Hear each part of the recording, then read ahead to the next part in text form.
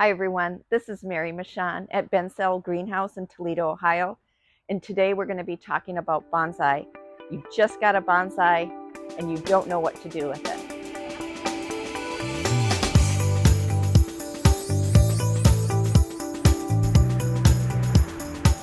So a lot of phone calls have been coming in. It's been about a month since Christmas, early parts of December, and people are getting bonsai as gifts, either getting them in the mail or getting them under the tree. And I wanted to talk about what to do as far as care goes if you are new to bonsai. Bonsai is basically tree in a pot. There are herbs that are turned into bonsais. There's trees that we see growing in our landscapes turned into bonsais. There's tropical plants. There's house plants turned into bonsais. So if you just received a bonsai as a gift, the first thing that you want to do is find out what kind of tree do you have. I have here in front of me, this is a Shimpaku juniper. This is an outdoor bonsai.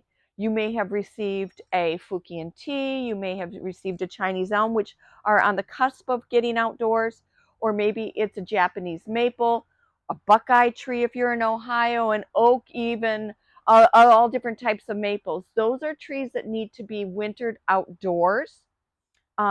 But in January, or if you got this as a holiday gift, then it cannot go outside from a 70-degree home to a below zero or frigid area. It will shock the tree too much.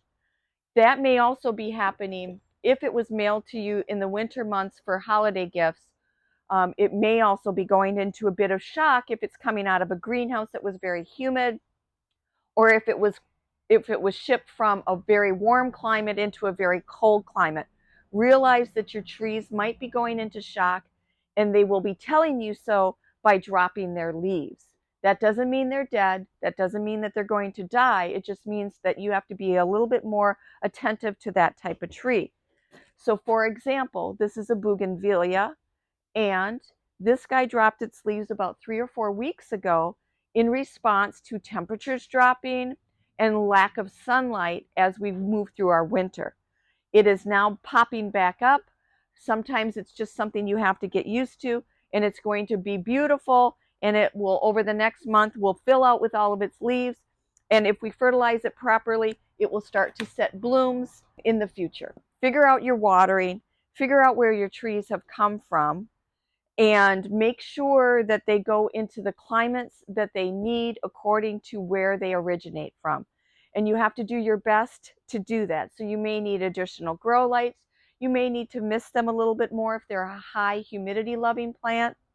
Or if it is something like this juniper that needs to go outside and be wintered outdoors, then that's something that you have to think about. Maybe take that tree out mid-April, early parts of May, keep it outside, and make sure that it is in the right kind of pot so it can be wintered outdoors correctly. There's a number of different varieties of pots. Glazed ceramic, which this guy is in. This is also a ceramic, but it's unglazed. This we typically consider an outdoor pot, so it can be outside in the winter and it withstands the freezing thawing that you might see in the Midwest. But it can also withstand some of the colds in some of the other temperatures or some of the other states. And then there's different types of plastic, a very thin wall plastic and a thicker wall plastic. Plastic is a conductor of cold. So if you are taking your bonsai outside, plastic will pull that cold temperature to the root ball within that, and you have a chance of freezing it. So these are never meant to be used outside in the wintertime, unless you are in your very sub-states, things where it doesn't really freeze that often. This is just a ficus tree. They make beautiful bonsais. These are kept indoors. They can go outside in the summer. And this guy is very easy. We have this one in soil, and so you want to know what your medium is. Is it just plain soil that holds more water retention? Does it have turfus, like a grit or a stone in it? This is akadama, and it retains some moisture, but it drains easily. This one is pumice. You might find some trees with a mixture of pumice in there.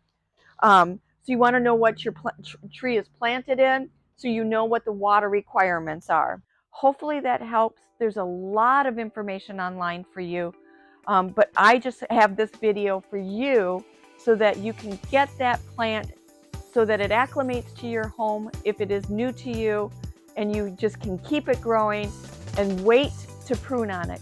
Get it healthy, get the care under control, learn about the care needs that this plant may have, and at that point you can start manicuring and trimming on your bonsai.